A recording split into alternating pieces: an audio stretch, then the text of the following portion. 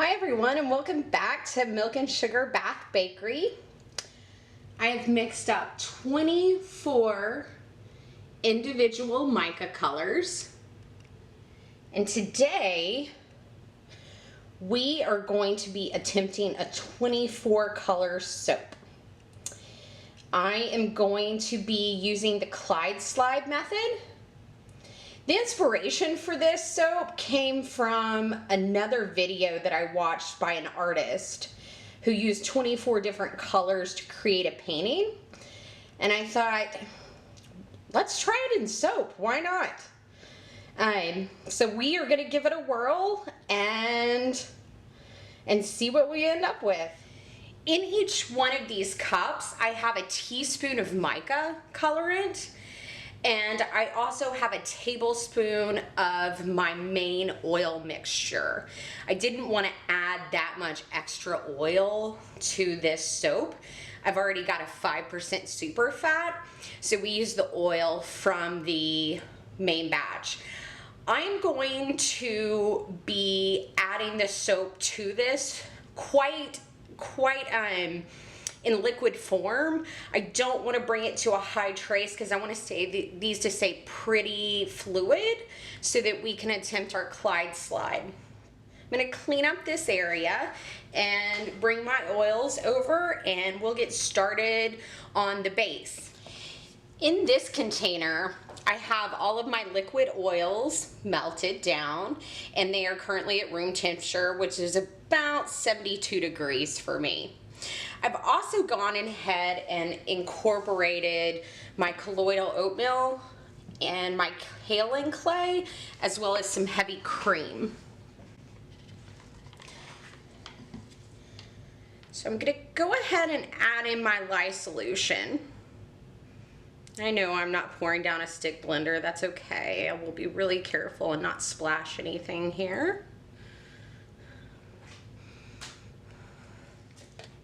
For this portion, I need it to stay very fluid, so I have enough time to split out this soap into the 24 different cups. So I'm going to give it maybe just a couple seconds of stick blending, and then I'm going to be using a whisk to get it to emulsification the rest of the way, and I'll split it out into our containers.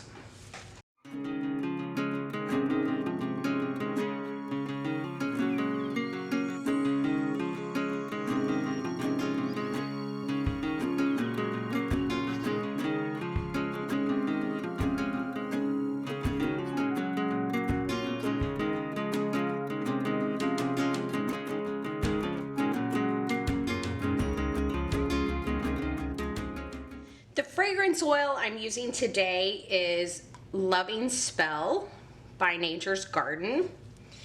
It's a bit orange in liquid form, but it does not discolor soap, and it also plays really nicely, so it should stay very fluid for us and not accelerate, and that's the exact kind of fragrance we want.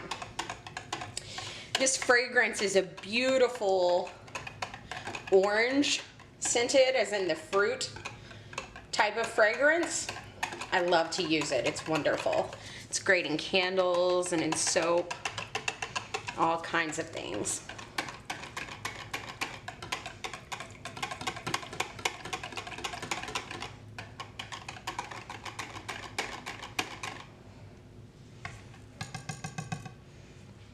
We have added in 3.5 ounces of soap into each one of these 24 containers, and it worked out absolutely perfectly.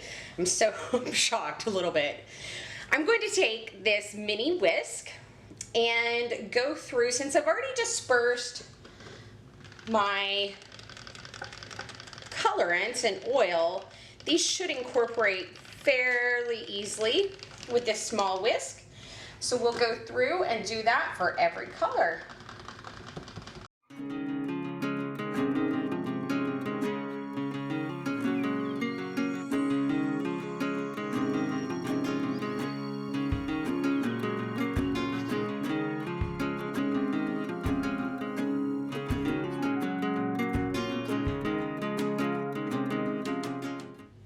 look at how beautiful these soaps are, you guys. These two yellows are a bit similar, but I think when they saponify, they'll be quite distinct. Let's get to pouring. I've brought back my pitcher that I used to mix up the soap, and we are going to start with our darkest red pink family color. Now, each time I pour one of these, I am going to give it a bit of a stir before I put it in here, because I want to make sure that all of that mica that was on the bottom is distributed well throughout the cup of soap, and I want to make sure it's fluid. So let's do this. I'm going to speed this along, and let's hope for the best. Let's go, guys.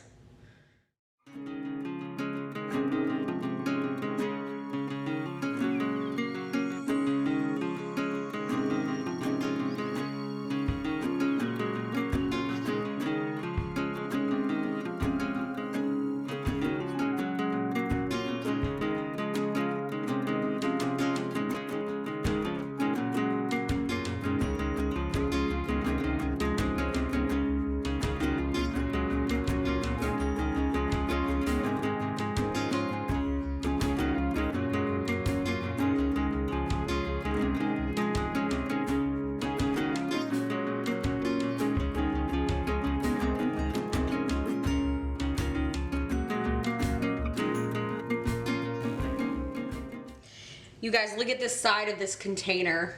Is that not the coolest thing ever? We're gonna go ahead and start pouring. I don't want to spend a lot of time. Oh, wow. It stayed fluid, everybody. Look at this.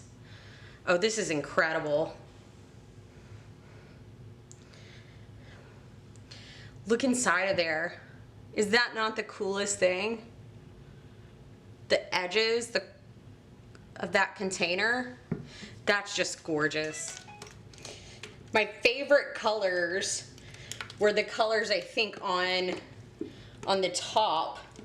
The red, that dark red went quite dark.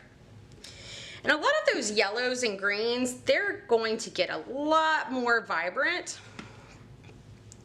in the final soap once it saponifies. I'm excited to see if we have a lot of distinct colors in this soap, or if it just looks like it's rainbow. I want to be able to see the defined different greens and blues and all the things. For the top, I'm not going to do a whole lot. I love the swirls that are going on here already. So I'm just gonna try to do a little swirl on top with this pipette. We can let the middle of the soap speak for itself. I'm loving this end over here with the hot pink that's showing up.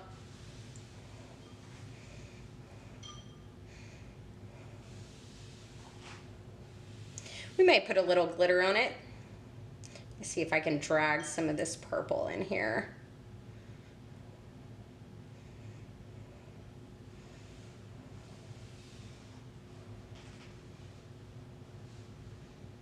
Oh, that turned out so cool. I think we'll do some iridescent glitter on the top today.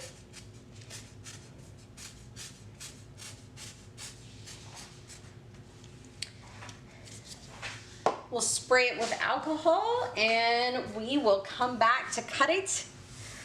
I hope we got something amazing inside.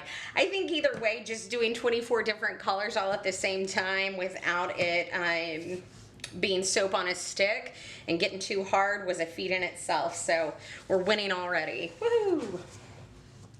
Here's a close-up of our swirl. I love this left end of the mold. This has quite a bit of red on this end, but it's still beautiful. I think the inside is going to be amazing. Who's ready for the big reveal for our 24 color soap? I have been dying to cut into this it's been 10 days since I made this. And it was so soft right after I made it. I think the amount of colorant that was used to create this kind of altered the overall soap and made it softer. So I let it sit in the mold for about 5 days, and then I let it sit out of the mold for about 5 days. So let's see what we got. I'm so excited. Ooh, look at that. That's pretty cool. I don't think it necessarily looks like it has 24 colors in it, but it looks like it's got a lot of color in it. And the colors are very vivid and bright. Let's see what we get when we go further.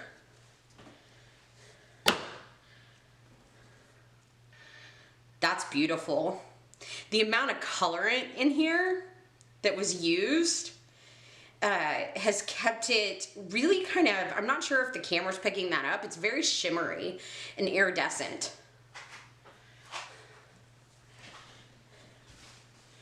I was so excited to get into this one. This was a lot of fun to make.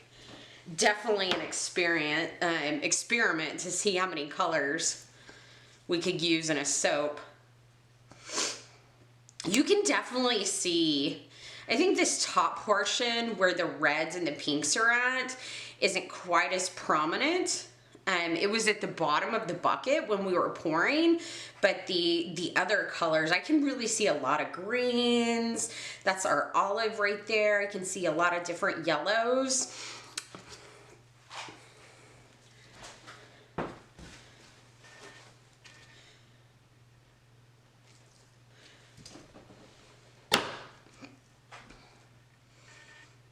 Beautiful. Just beautiful. Let's keep going and see what we can get a little further inside the loaf.